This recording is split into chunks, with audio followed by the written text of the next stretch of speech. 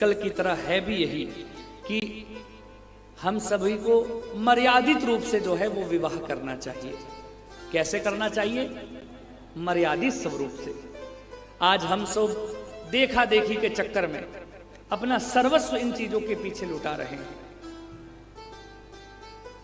और कल मैंने आपको और बात कही थी कि दूल्हा दुल्हन भी आजकल तरह तरह की बातें कर देते हैं, क्योंकि शास्त्र कहते हैं कि जिस दिन विवाह होता है उस दिन दूल्हा और दुल्हन, वर और वधू कोई साधारण नहीं होते। उस दिन साक्षात लक्ष्मी और नारायण के स्वरूप जो है वो वर और वधू को माना जाता है। कहा जाता है अगर उस दिन आप वर और वधू के चरण छू लेते हैं तो आपको साक्षात लक्ष्मी नारायण के चरण छूने का फल प्राप्त होता है। विवाह कोई साधारण संस्कार नहीं है। हमारे शास्त्रों में विवाह को 16 संस्कारों के अंदर गिना गया है, 16 संस्कारों के अंदर गिना गया है। इसलिए इसको संस्कार की तरह ही करें, दिखावे की तरह ना करें।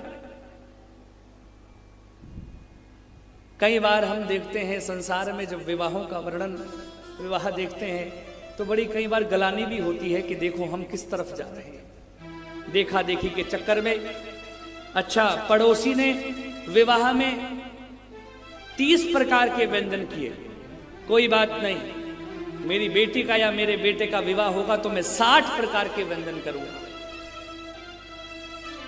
और उस विवाह में फालतू खर्चा कर कर, वैसे ही आजकल तो सब बीपी और शुगर के मरीज हैं, 4-5 स्टॉल तक तो पहुंच जाएंगे पर 60 तक कोई नहीं पहुंचेगा।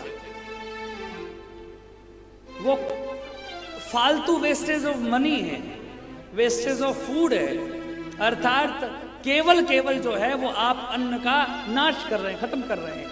इतना कोई खाने, बस दिखाने के लिए कि हमने इतना किया है। बोलो शंकर भगवान की। अन्यथा देखा जाए तो 1-2 सब्जी में भी बढ़िया से पेट भर सकता है। बोलो शंकर भगवान की। और रही बात सम्मान की, तो चाहे तुम 5 सब्जियां खिलाओ या आप 50 खिलाओ, लोगों के मुंह तो फिर भी सीधे नहीं होंगे। और अनेकों बार मैं देखता हूं विवाहों में कि झूठा जो है वो गिरा रहता है, फेंका रहता है। अनेक जो व्यंजन बनाए जाते हैं फेंक दिए जाते हैं। आप खुद सोचिएगा कितना अन्न जो है वो हम बर्बाद कर रहे हैं। अन्नम ब्रह्ममस्ति, अन्न ब्रह्म है, साक्षात भगवान का स्वरूप है अन्न। इसलिए मेरा निवेदन आप सभी से उतना करें जितना सही हो। बोलो शंकर भगवान की। ऊपर से नई परंपरा आजकल, एक हाथ में थाली, दूसरे हाथ से खाना और खड़े खड़े खाना। इसलिए बता रहा हूं क्योंकि यहां का भगवान की विवाह बड़ी मर्यादित तरीके से चल रहा है। एक हाथ में थाली, एक हाथ से खाना और खड़े खड़े खाना। बताओ खड़े खड़े कौन खाता है?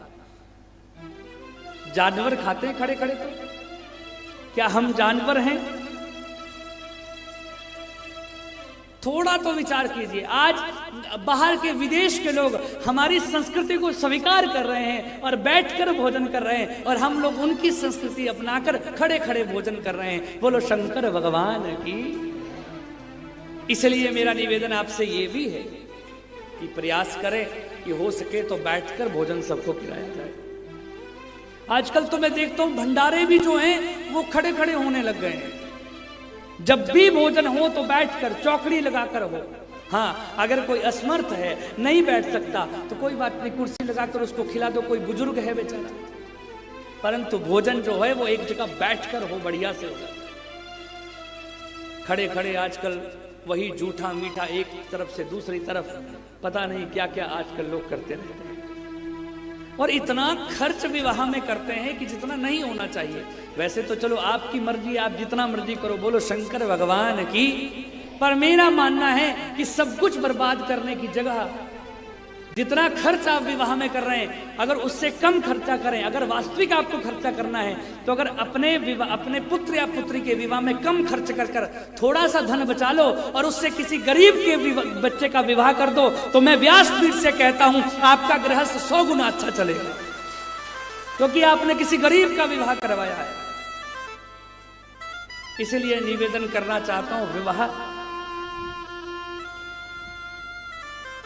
भाव से और सुचारू रूप से हम लोग विवाह करें।